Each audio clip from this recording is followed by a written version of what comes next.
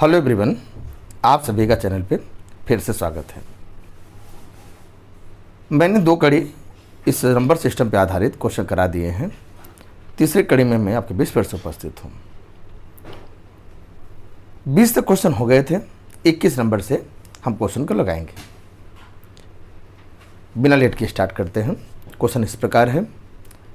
प्रश्न ये हमारा है पहला, 301 तथा 501 के बीच इन संख्याओं को भी लेने की बात कह रहा है।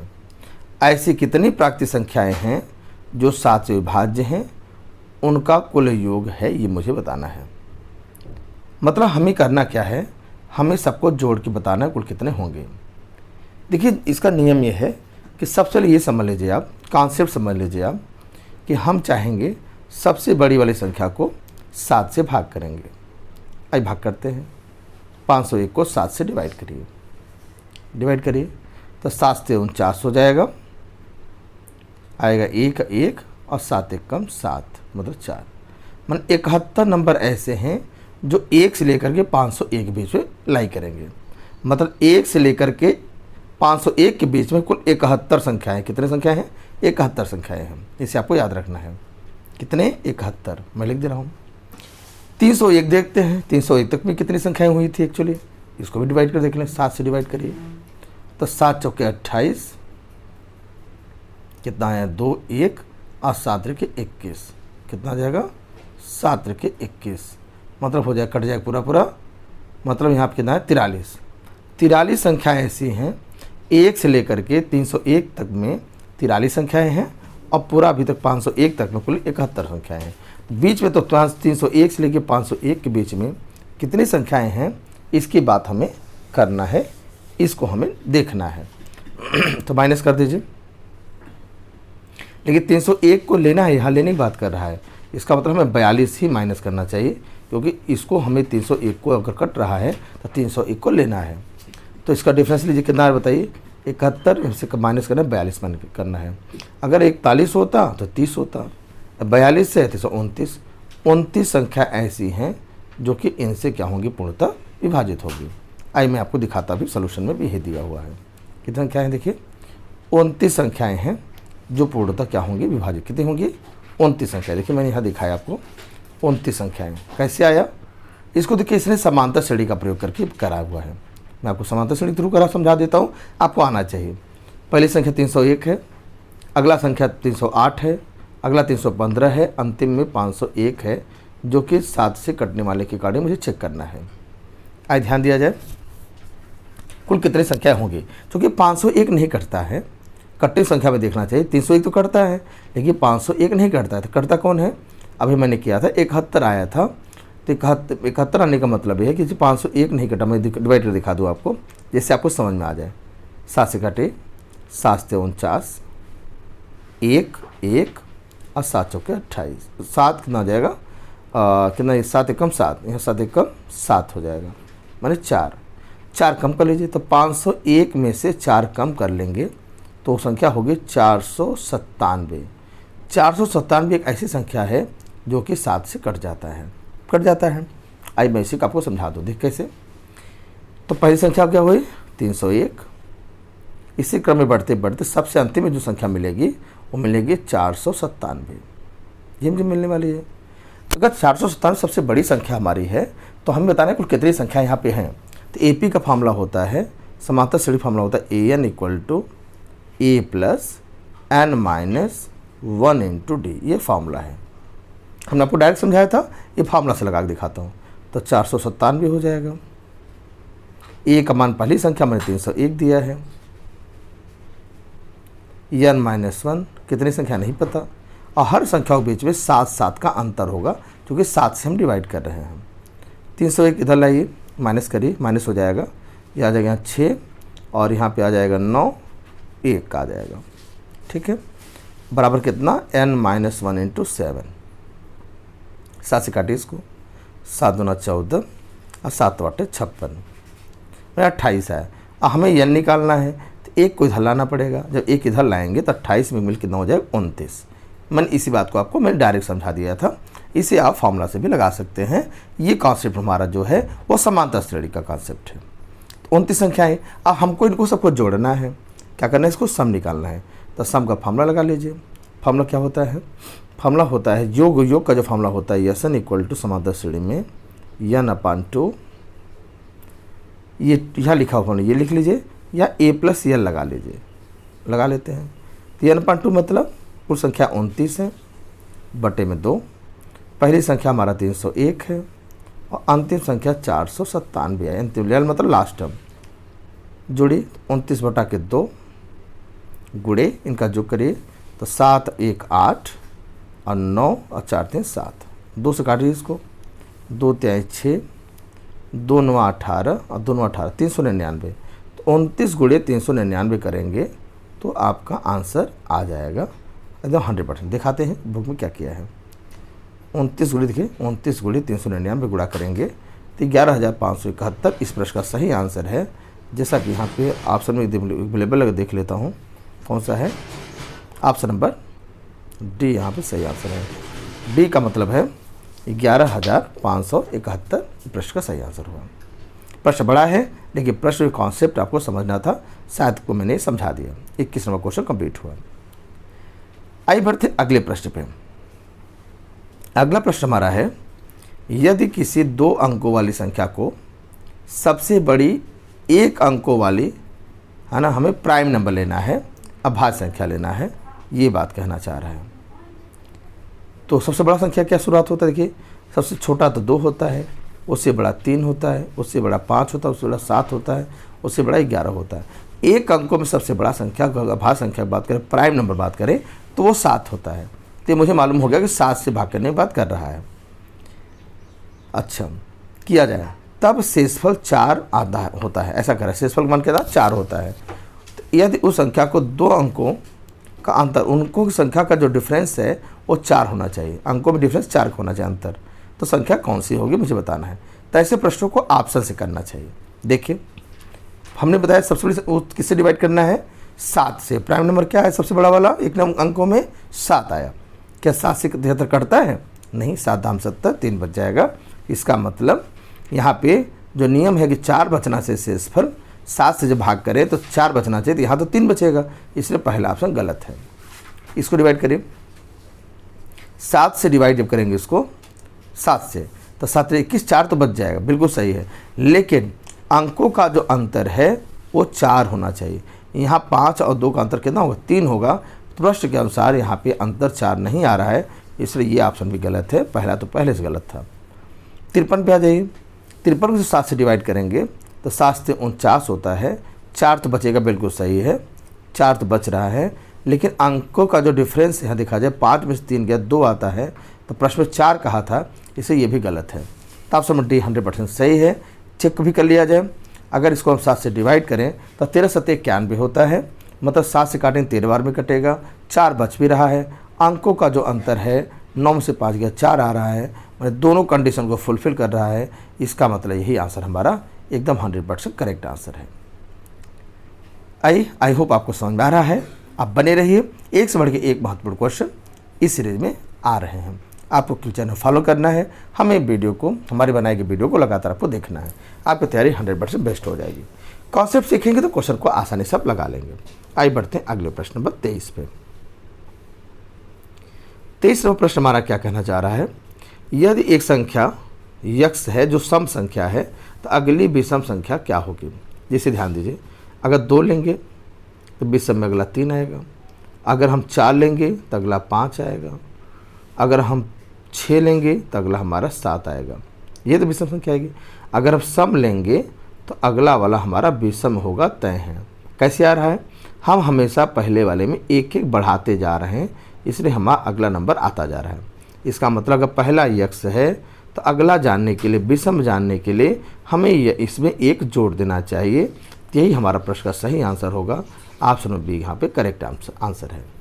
ठीक है, x+1 हमारा विषम है। अगर इसी प्रश्न में कहता कि अगर पहला विषम है, अगर x विषम है तो अगला सम क्या होगा, तो इसके लिए +1 ही करना पड़ेगा, x+1 हो जाता। माने ये विषम होता तो 1 जोड़ने से सम आता, अगर ये सम है तो 1 जोड़ने से विषम आ जाएगा, ये आप पता होना चाहिए। ठीक है। अगला सम कहता है अगर तो एक्स प्लस 2 जोड़ना पड़ता। अगर इस सम है जैसे 2 है तो अगला 4 होता है तो 2 जोड़ना पड़ता है। तो आप नॉर्मल नंबर के माध्यम से समझ सकते हैं।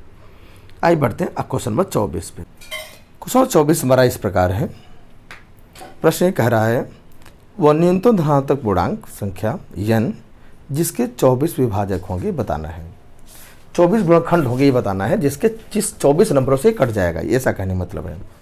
आइए मैं आपको कराता हूँ ऑप्शन के थ्रू। ऑप्शन नंबर डी यहाँ पे सही दे रहा है प्रश्न में। मैं आपको डिटेल कराता हूँ कॉन्सेप्ट क्या है, कॉन्सेप्ट जानिए।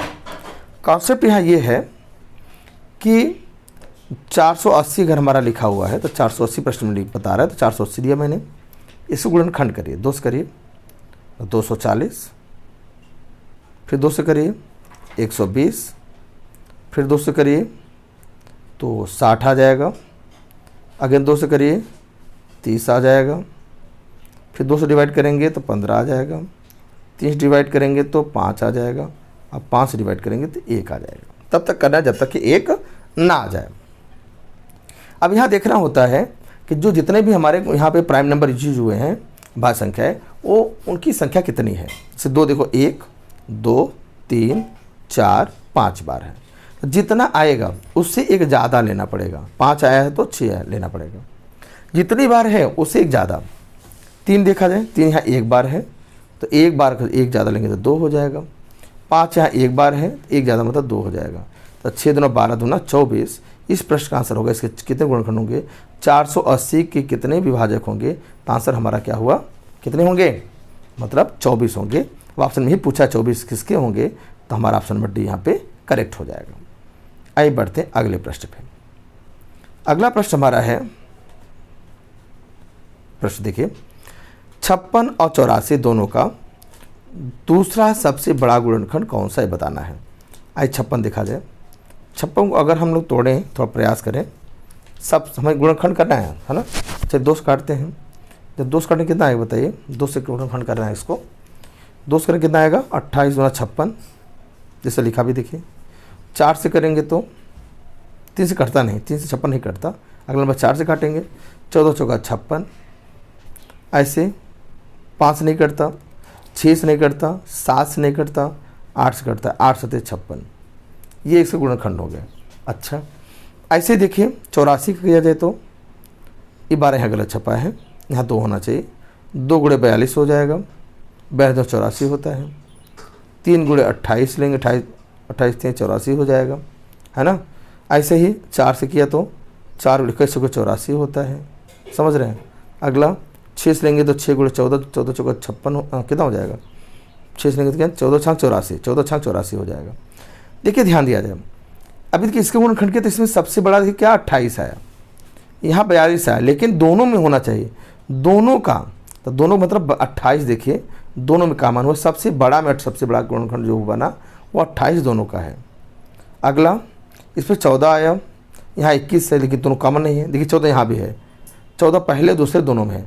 तो दोनों में सबसे बड़ा गुणनखंड देखा जाए कॉमन जो है वो 28 है सबसे बड़ा, लेकिन हमें बताना है दूसरा नंबर वाला दूसरा सबसे बड़ा। तो इसका मतलब 14 14 दोनों में सबसे बड़ा रहा है सेकंड नंबर पे। तो ऑप्शन नंबर हमारा यहाँ पे 14 वैल्यू होगा और बी 14 पे सेकंड, मतलब कि बी ऑप्शन यहाँ पे करेक्ट हो जाएगा। ठीक है, आइए से बढ़ते हैं अगले प्रश्न।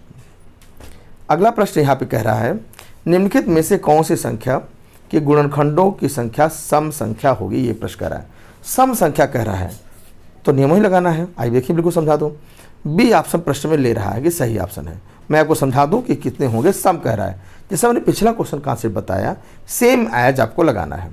जैसे 36,000 हमारा है, इसी गुणनखंड कर देखते हैं कितना होगा। तो कॉन्सेप्ट लगाते हैं, वैसे बहुत बड़ा हो जाएगा।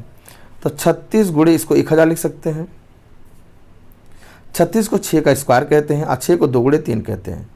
तो चूंकि 2 बार आएगा तो 2 गुणे 3 और 2 गुणे 3 लिख सकते हैं। ठीक है, इसमें 10 10 देखिए 10 10 का 3 पेयर है। पहले 10 के 2 गुणे 5, दूसरे 10 के लिए 2 गुणे 5 और तीसरे और 10 के लिए 2 गुणे 5, ऐसा लिख सकते हैं। अब देखिए 2 कितनी बार है, 1 2 3 4 5, यहाँ 2 5 बार है तो एक ज़्यादा लेना जाता है। अभी इन्होंने बताया कि एक ज़्यादा लेना है। 3 देखिए 1 2 2 बार है, 2 बार मैंने 2 बार मतलब 3 लेना, एक ज़्यादा लेना पड़ेगा। अब 5 यहाँ देखिए 1 2 और 3, 5 3 बार तक ज़्यादा 4 बार हो जाएगा। गुणा किया जाए तो 36 18, 18 चौक 72, 72 आया। 72 क्या सम संख्या है? बिल्कुल सही ऑप्शन है। इसीलिए इसने प्रश्न में कहा कि 36,000 सही ऑप्शन है। बाकी का आप करके देखेंगे तो गुणनखंड जो आएगा वो विषम संख्या होगा, मतलब सम संख्या नहीं होगा। मैं चलिए करके दिखाता हूँ, इसके ऑप्शन को समझा देता हूँ। देखिए इसने पहले वाले किया तो 27 आया जो विषम, यहाँ पे विषम है, हमें सम लेना था। दूसरे किया देखिए यहाँ पे दूसरे कितना है देखिए, ध्यान दिया जाए। दूसरे वाले का देखिए 72 है जो मैंने करके दिखाया भी, सम संख्या बिल्कुल सही है। तीसरे का 27 आ रहा है, विषम है। चौथे का 21 आ रहा है, वो भी विषम है। हमको सम लेना था, इसलिए हमारा ऑप्शन नंबर बी करेक्ट हो गया था। आइए बढ़ते हैं अगले प्रश्न पे, 27 नंबर पे। निम्नलिखित में से किस संख्या में गुणनखंडों की संख्या विषम होगी? विषम बताना है यहाँ पे। तब विषम बताने मतलब ये है कि अभी जैसे पिछला प्रश्न लगाया वैसे ही लगाएंगे। अब विषम देखेंगे, आइए देखते हैं। 19,600 कह रहा है, आइए इसे तोड़ते हैं।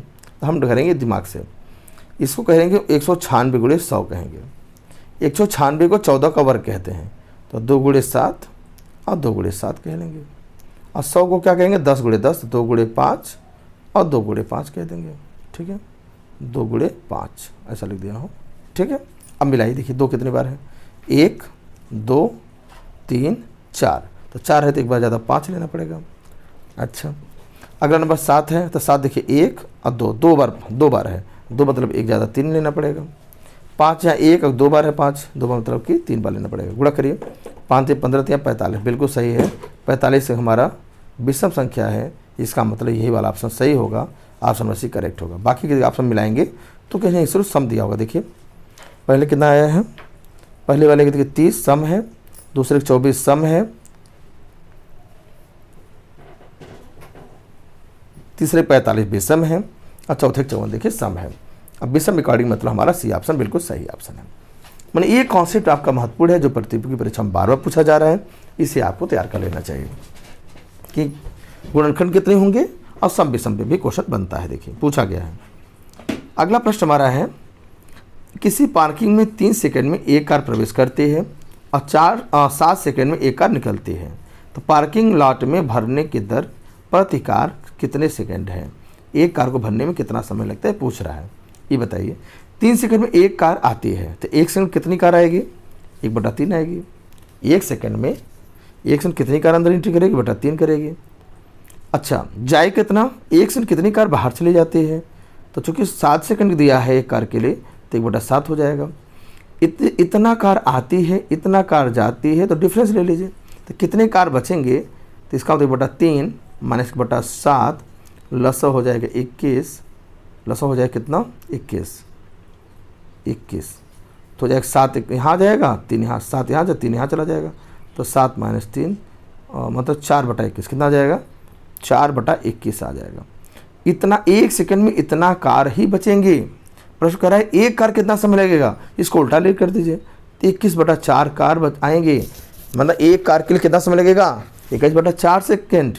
इसका मतलब इसको बदल लिया जाएगा मिक्स में, 21/4 को बदलिए भाई, 21/4 को बदलना है, तो 21 को 4 से डिवाइड करना होगा, 4 पंजे 20, 1 माने 5 सही 1/4, 5 से 1/4 कहीं ऑप्शन में है?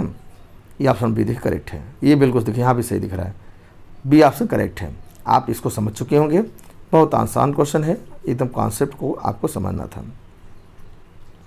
आइए अगले प्रश्न में। अगला प्रश्न है, 225 मीटर लंबे बाड़े में 26 पेड़ इस प्रकार लगाए गए कि उनके बीच की दूरी बराबर है। बाड़े के प्रत्येक किनारे पर एक पेड़ हो, तो पेड़ों के बीच की दूरी बताना है। आप ध्यान दीजिए, अगर 2 पेड़ लगाएंगे तो 1 आएगा, उनके बीच की दूरी 1 होगी।